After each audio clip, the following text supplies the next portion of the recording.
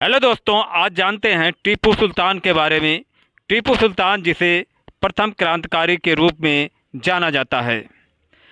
टीपू सुल्तान का जन्म 20 नवंबर सन 1750 को देवनहल्ली शहर, जिसे आज के समय में बेंगलुरु या कर्नाटक के नाम से जानते हैं। इनके पिता हैदर अली थे, जो कि दक्षिण भारत में मैसूर के साम्राज्य के एक सैन्य अफसर थे, और माता फातिमा फखरुलनिसा थी। इनके पिता सन 1761 में मैसूर के साम्राज्य के वास्तविक शासक के रूप में सत्ता में आए। उन्होंने अपने रुतबे से मैसूर राज्य में शासन किया। हैदर अली, जो कि खुद पढ़े लिखे नहीं थे, फिर भी उन्होंने अपने ज्येष्ठ पुत्र राजकुमार टीपू सुल्तान को अच्छी शिक्षा देने के बारे में सोचा और उन्हें अच्छी शिक्षा भी दिलवाई। टीपू सुल्तान ने बहुत से विषयों में, जैसे हिंदी, उर्दू, फारसी, अरेबिक, कन्नड़, कुरान, इस्लामी न्यायशास्त्र, घुड़सवारी, शूटिंग और तलवारबाज आदि पर ज्ञान प्राप्त किया। उनके पिता हैदर अली के फ्रांसीसी अधिकारियों के साथ राजनीतिक संबंध होने से युवा राजकुमार टीपू सुल्तान को सेना में और अधिक कुशल फ्रांसीसी अधिकारियों द्वारा राजनीतिक मामलों में प्रशिक्षित किया गया था।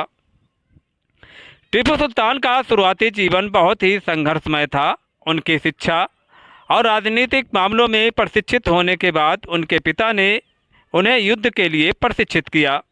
वे सिर्फ 15 साल के थे जब उन्होंने सन 1766 में हुई ब्रिटिश के खिलाफ मैसूर की पहली लड़ाई में अपने पिता का साथ दिया। इन वर्षों में हैदर पूरे दक्षिण भारत में सबसे शक्तिशाली शासक बनने के लिए प्रसिद्ध हो गए थे। अपने पिता की शासक बनने के बाद टीपू ने अपने पिता की नीति, जो कि अंग्रेजों के खिलाफ उनके संघर्ष में फ्रांसीसियों के साथ थी, को जारी रखा, और इसी के साथ टीपू सुल्तान ने अपने पिता की कई सफल सैन्य अभियानों में महत्वपूर्ण भूमिका निभाई। उन्होंने अंग्रेजों के खिलाफ कई लड़ाइयाँ लड़ी और ब्रिटिश ईस्ट इंडिया कंपनी के हाथों अपने पिता के साम्राज्य को पड़ने से बचाने के लिए अपना सबसे अच्छा प्रदर्शन देने की कोशिश की। वे बहुत हद तक अपने देश की रक्षा के लिए प्रतिबद्ध रहे। टीपू सुल्तान प्रसिद्ध मैसूर साम्राज्य के शासक थे, जो कि ब्रिटिश ईस्ट इंडिया कंपनी के खिलाफ युद्ध में अपनी बहादुरी के लिए प्रसिद्ध थे। वे अपनी वीरता और साहस के लिए जाने जाते थे। इन्हें अंग्रेजों, जो कि सुल्तान के शासन के अधीन प्रदेशों को जीतने की कोशिश किया करते थे, के खिलाफ अपनी बेहतरीन लड़ाई के लिए भारत के प्रथम स्वतंत्रता सेनानी के रूप में महत्व दिया जाता है। मंगलौर की संधि, जो कि द्वितीय एंग्लो मैसूर युद्ध को खत्म करने के लिए थी, इसमें उन्होंने ब्रिटिश ईस्ट इंडिया कंपनी के साथ मिलकर हस्ताक्षर किए। यह आखिरी अवसर था कि एक भारतीय राजा ने अंग्रेजों पर हुकूमत की। टीपू सुल्तान ने मैसूर के सुल्तान हैदर अली के ज्येष्ठ पुत्र के रूप में सन 1782 में अपने पिता की मृत्यु के बाद उनका सिंहासन संभाला। शासक के रूप में उन्होंने अपने प्रशासन में कई नए परिवर्तन किए और साथ ही लोहे से बने मैसूरियन रॉकेट का भी विस्तार किया, जो कि बाद में ब्रिटिश सेना के अग्रिमों के खिलाफ तैनात किया गया था।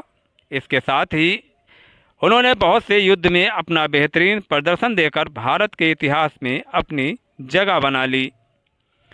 टीपू सुल्तान एक मुस्लिम शासक होने के बावजूद उन्होंने कई मंदिरों में तोहफे पेश किए।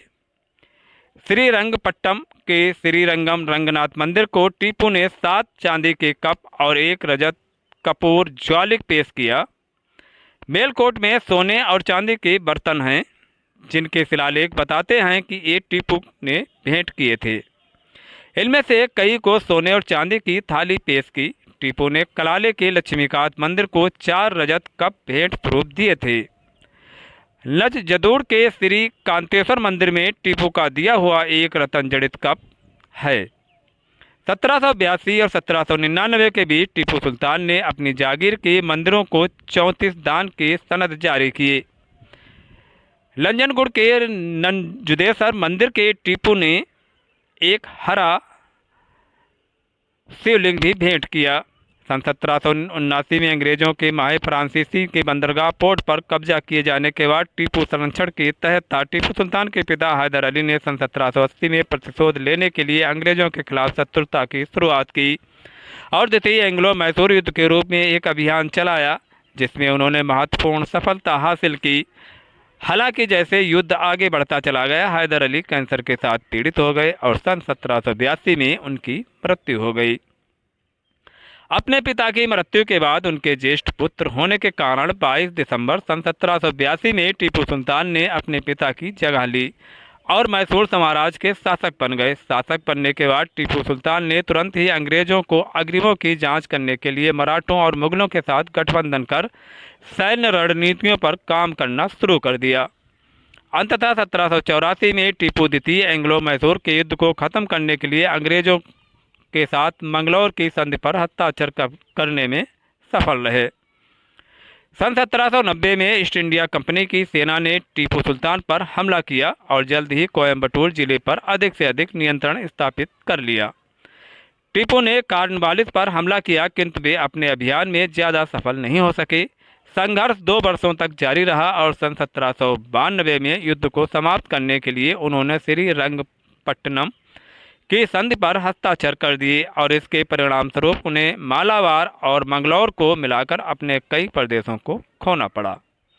हालांकि साहसिक टीपू सुल्तान ने अपने कई प्रदेशों को खोने के बाद भी अंग्रेजों द्वारा एक दुश्मनी को बनाए रखा। सन 1799 में ईस्ट इंडिया कंपनी ने मराठों और निजामों के साथ गठजोड़ कर मैसूर पर हमला कर दिया। यह चौथा एंग्लो मैसूर युद्ध था जिसमें ब्रिटिश ने मैसूर की राजधानी श्रीरंगपट्टनम पर कब्जा कर लिया। इस लड़ाई में ईस्ट इंडिया कंपनी ने टीपू सुल्तान की हत्या कर दी और इस तरह टीपू सुल्तान का शासनकाल समाप्त हो गया। इस तरह टीपू सुल्तान की 4 मई और 1799 को टीपू के शासनकाल का पतन हो गया। तो गाइस, ये जानकारी आपको कैसी लगी? अगर जानकारी अच्छी लगी हो तो वीडियो को लाइक करें, सब्सक्राइब करें और शेयर करें। और आपसे मिलते हैं नेक्स्ट वीडियो में एक नई जानकारी के साथ। Thanks for watching video.